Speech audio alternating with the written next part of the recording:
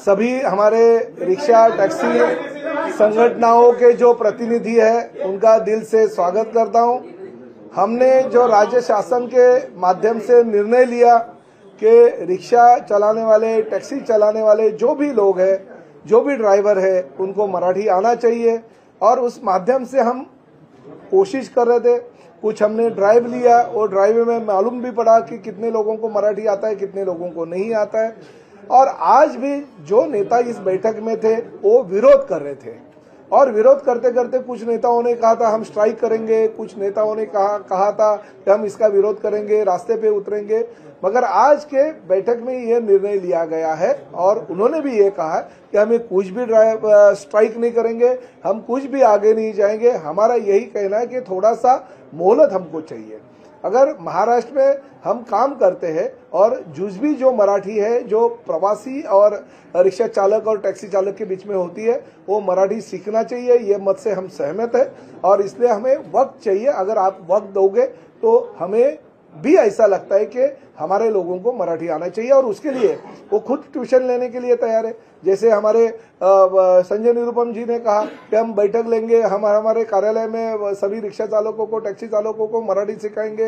हाजी अरब शेख ने कहा है कि हम वहाँ पे अच्छी तरह से हम हॉल लेंगे, हॉल में मराठी सिखाएंगे। हमारे विक्रम प्रताप सिंह ने कहा कि हम भी सभी रिक्शा चालकों को मराठी सिखाने की कोशिश करेंगे। हमारे शशांक राव ने कहा कि हमारी यूनियन की जो कार्यालय है वो कार्यालय में हम हमारे टैक्सी और रिक्शा चालकों को बिठा के उनसे मराठी पढ़वा लेंगे, रिक्शा सिखाएंगे उनको मराठी। और खासकर हमारा जो कोकण मराठी साहित्य परिषद है, उन्होंने उनकी 72 शाखाओं में मराठी जो है वो सिखाने की जो उनकी कामना है वो हम पूरी करेंगे। मुंबई मराठी साहित्य परिषद है, उन्होंने कहा था कि हम भी मराठी सिखाएंगे। तो ऐसे हमारे मराठी साहित्यिक लोग भी सामने आ रहे हैं, वो भी मराठी सिखाने के लिए तैयार है। तो ऐसी परिस्थिति में मेरा ये कहना है कि आज की जो बैठक हो गई बहुत ही अच्छी हो गई।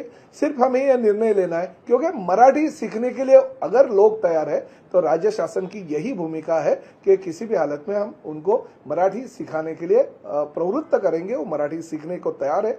अगर उन्होंने टाइमिंग मांगा है, किसी ने 3 महीने का मांगा है, किसी ने 6 महीने का मांगा है, किसी ने 1 साल का मांगा है, हम टाइमिंग देने के लिए पहले भी तैयार थे और आज भी तैयार है।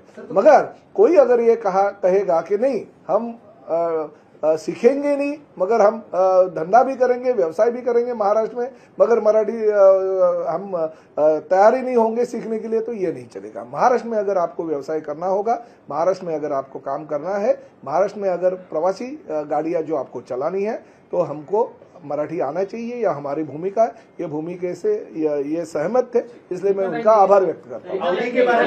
कल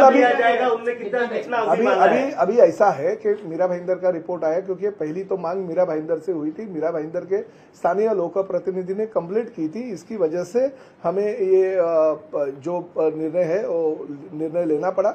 कल आरटीओ की सभी हमारे 59 जो आरटीओ है सभी जगह से हमने रिपोर्ट मंगाए। सबकी रिपोर्ट आने के बाद हम निर्णय लेंगे। मगर शासन सकारात्मक है, शासन ने ऐसा कहीं नहीं कहा कि नहीं जबरदस्ती आपको आज के आज ये निर्णय लेना पड़ेगा।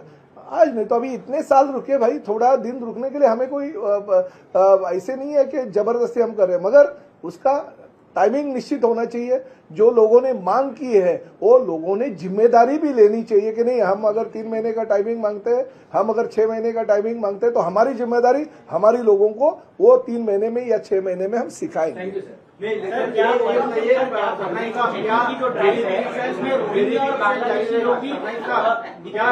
ये भी मैं आपको यही कहना चाहता हूँ कि ये सिर्फ मराठी का ये अलग मुद्दा है, मगर जो आरटीओ की जिम्मेदारी है, अगर गलत तरीके से कोई अगर डॉक्यूमेंट्स लिए हैं जिसमें रोहिंग्या, बांग्लादेशी या कुछ गलत लोग हैं जिन्होंने कंप्लेंट आई है, 1-1 के 6-6 8-8 परमिट है, तो इसकी जो जानकारी है वो तो हमारी चेकिंग तो रेगुलर होती रहती है और उसके ऊपर हम कार्रवाई करते ही रहते। तो रोहिंग्या बांग्लादेश है क्या ऐसे? मिलेंगे, अभी तक तो नहीं मिले, मगर मिलेंगे तो जरूर उनको उनके गाँव भेज